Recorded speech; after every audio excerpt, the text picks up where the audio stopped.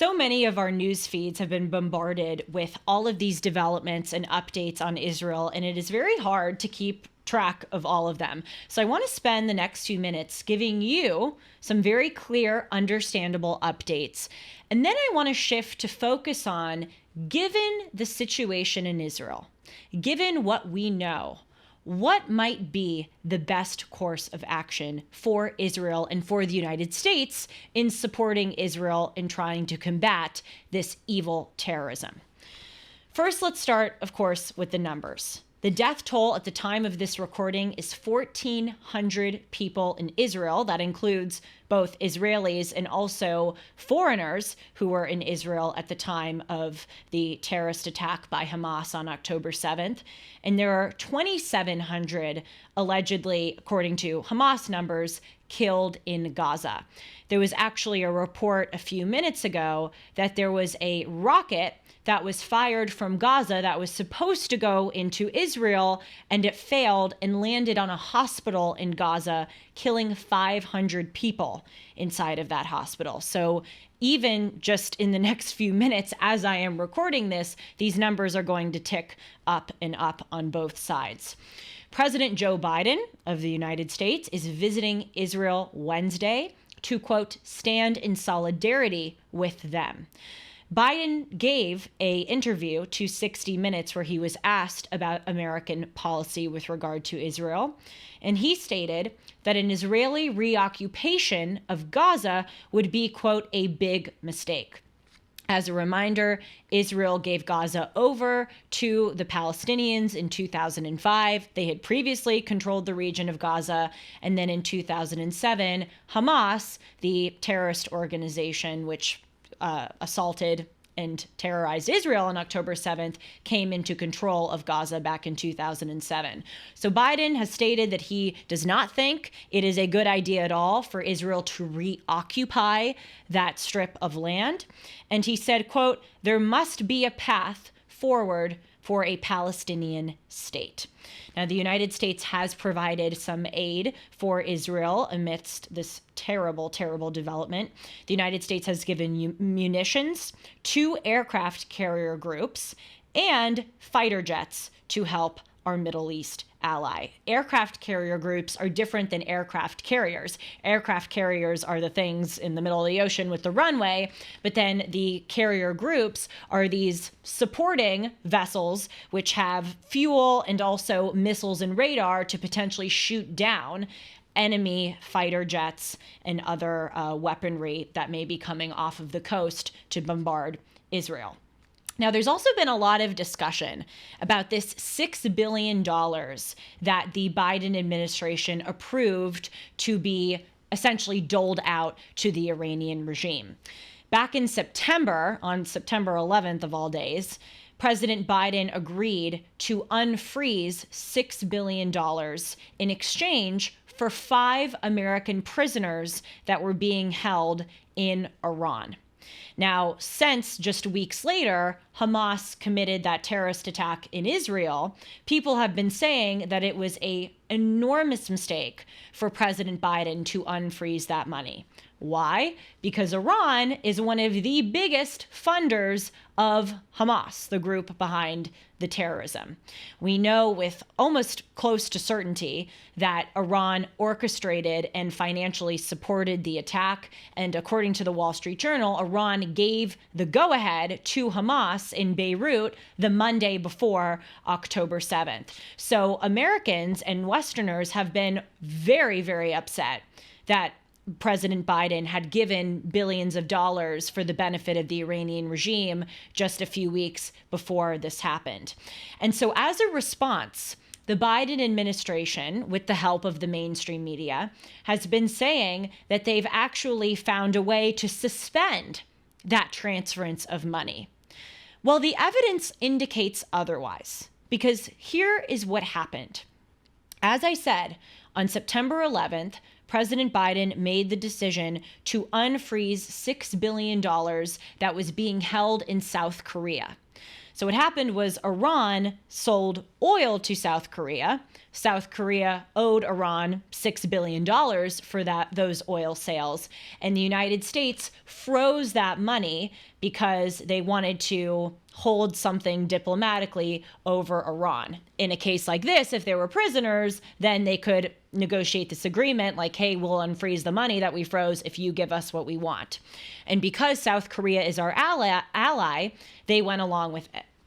So there was this $6 billion being held in South Korea. And on September 11th, Biden waived the restrictions on that frozen money. And so what happened was that $6 billion of frozen money went from the South Korea bank account to a bank account in Qatar, because Qatar, unlike South Korea, is an ally of Iran. Once that money left South Korea and went to Qatar, the Biden administration in the United States no longer had the authority to then refreeze it. Now, the Biden administration has entered an agreement with Qatar that Qatar would dole out money to the Iranian regime instead of giving that money just straight away to Iran. That would look bad for the United States if we just transferred $6 billion from the United States to B, Iran. So instead, the Biden administration entered this agreement where Qatar would dole out the money. And Qatar would decide where to give the money to. For instance, they could give the money to a third-party humanitarian group, which could provide humanitarian aid in Iran. Now, technically, according to the agreement, the United States can talk with Qatar about how Qatar might distribute that money. But what's very important, again, to reiterate, is that once that money went from South Korea to Qatar, the United States really doesn't have any authority over it anymore. So what we're seeing now is the Biden administration, and again, members of the mainstream media, saying, well, Iran doesn't have access to that money. For instance, Biden Deputy Treasury Secretary, the Biden administration Deputy Treasury Secretary, said, quote, the United States and Qatar have agreed to stop Iran from accessing the $6 billion.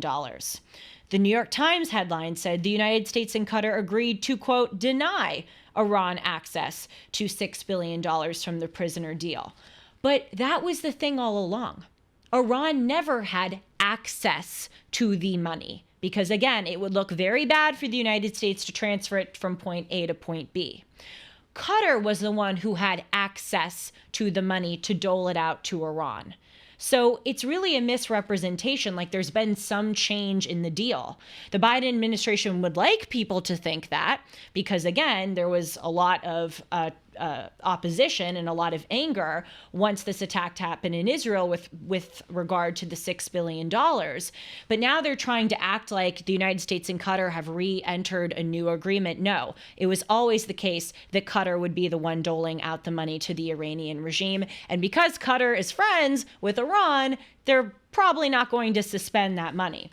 In fact, just days ago, the foreign minister of Qatar, with United States Secretary of State Anthony Blinken standing next to him, answered some questions from the media about that $6 billion, if Qatar would, in fact, hold that money and not give it to Iran.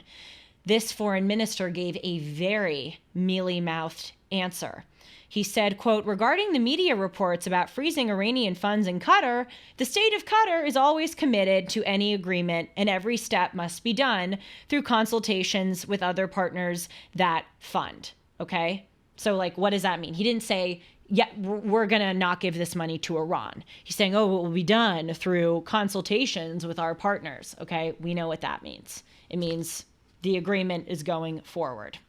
Right now, because there is such a problem in the United States Congress, because the Speaker of the House, Kevin McCarthy, was ousted just days before this October 7th terrorist attack in Israel, legislation to refreeze that $6 billion cannot go through Congress. It cannot move forward. And by the way, also any other military packages that would provide even more support for Israel in combating Hamas also can't go through Congress right now because as of the time of this recording, there is no Speaker of the House and things are being stalled. As far as other updates, Israel so far has not invaded Gaza. They seem to be planning an invasion of Gaza, but they have launched a massive aerial bombardment campaign. Israel is on the 10th day of this aerial bombardment of the Gaza Strip, and they have actually ordered and encouraged people in Gaza to move from the north to the south because of these bombing raids. But really, people in Gaza don't have anywhere to go. There are these people who are trying to cross over into Egypt from the Gaza border. Many of them are actually American citizens of Palestinian heritage who are trying to get out of Gaza and go back to the United States. But again, really, in a time of war like this, people aren't just going to open their borders and allow people to escape. Israel's military has said that they will counter any attempts by Hamas to further destruct Israel with, quote, an even greater force. Hamas has said that hostages in Israel have been harmed and have been killed as a result of Israel's aerial bombardments. Again, according to Hamas, 9 hostages were killed under a recent bombardment. And then 3 days ago, 13 other hostages, including 4 foreigners, were killed by a bombardment. There are differing numbers between Hamas and Israel with regard to how many hostages might be held in Gaza. Hamas says that they have between 200 and 250 hostages. The IDF's official number is 199. And by the way, many of those hostages include Americans. There's estimated to be about approximately 15 American hostages in Gaza, although, of course, it's very difficult to know in a time like this. Hamas has said that it is treating non-Israeli hostages as guests. Essentially, they don't want to tick off any other countries whose citizens are being held hostage. The real people who Hamas wants to go after are Israel. So Hamas is at least saying that they are treating the non-Israeli hostages differently, in a better way than they are treating the Israeli hostages. And they gave a cryptic statement that they might release non-Israeli hostages if certain conditions were met, although they did not specify what those certain conditions were. Hamas did say to Israel that in order to release Israeli hostages, there would need to be at least 6,000 prisoners that Israel has released in exchange. So basically, that would be a deal of giving up about 200 people in exchange for 6,000. It's pretty unlikely that Israel is going to agree to that. And finally, Hamas has said that with every Israeli airstrike that hits a home in Gaza, they would execute a hostage. So knowing all of this, the death count, the United States aid and involvement, the money that appears to not have been suspended from benefiting Iran, and of course, this hostage situation, what might be the best course of action for Israel right now? It is very difficult to tell, especially coming from Julie Hartman. You know, Prime Minister Benjamin Netanyahu of Israel and the IDF can't quite figure it out. So, of course, Julie Hartman is certainly not, the biggest expert to give advice to Israel right now. However, given this information, I am of the opinion that Israel should not invade Gaza. Do I, of course, understand why Israel would invade Gaza? Yes. They want to get back the hostages. They want to get rid of Hamas. Hamas is not just a Israel-hating organization. It is a Jew-hating terrorist group that wants to eliminate, again, not only the state of Israel, but every Jew on the face of the earth. So I understand that Israel wants to get rid of them. But the problem is, it may not work out the way that Israel would want it to work out. If we look, for instance, at the hostage situation, we know that many of these hostages have already been killed with bombardments. Imagine if Israel goes into Gaza. A lot of those hostages are going to be killed in urban warfare, going from home to home, fighting it out with Hamas. A lot of those hostages are going to end up dying. Also, if we know that Iran is in all likelihood still the beneficiary of that $6 billion, it may not be the best move for Israel to go into Gaza, because then they have a lot more money lying around to fund Hamas, potentially Hezbollah, as well as other powers that would like to get involved on behalf of Gaza against Israel. Also, not invading Gaza is good to prevent opening a second front. You see, if Israel invades Gaza and Israel is distracted in the bottom left corner of the map, then Hezbollah, the terrorist organization which despises Israel up north, may try to open a northern front as Israel is distracted with Gaza, which could obviously lead to even more problems and death for Israel. And right now, if Israel doesn't invade Gaza, it somewhat keeps the peace with surrounding Arab nations, certainly more than it would if Israel did invade. Because if Israel, a Western country with American weapons and American support, invades Gaza and kills many Sunni Muslims, Palestinians in Gaza, how do you think surrounding countries, Saudi Arabia, Bahrain, Syria, the UAE, how do you think the populations of those countries are going to react? Seeing fellow Sunni Muslims being killed by Israel with the help of the United States. That is not going to be good. They are probably going to petition their countries to do something, to perhaps get involved, to support Gaza against Israel. And so right now, it is, I think, a better situation to not do that than to do that. Also, if Israel invades Gaza, it will result, in all likelihood, in a Palestinian refugee crisis, which is only going to exacerbate the tensions there and create more problems for the surrounding region. So instead of invading Gaza, what should Israel do? I think that the IDF should publish a comprehensive list of every single terrorist that was involved in the October 7th attack, who helped the people who were involved in the October 7th attack. Publish that online and go after those individual people relentlessly. Use AI, geolocating, tracking to figure out where those people are and then drone strike the hell out of them. Just as the United States did with Commander Soleimani, who was one of the commanders of the Iranian army. We, back in, I believe it was 2020, figured out where he was and executed him in a drone strike. I think that is what Israel should do. There's no best, outcome, but that I think would be better than the alternative. And of course, the big glaring question is, well, what should Israel do about the hostages? If they execute some of these terrorists, it doesn't fix the problem that there are probably over 200 hostages being held by Hamas.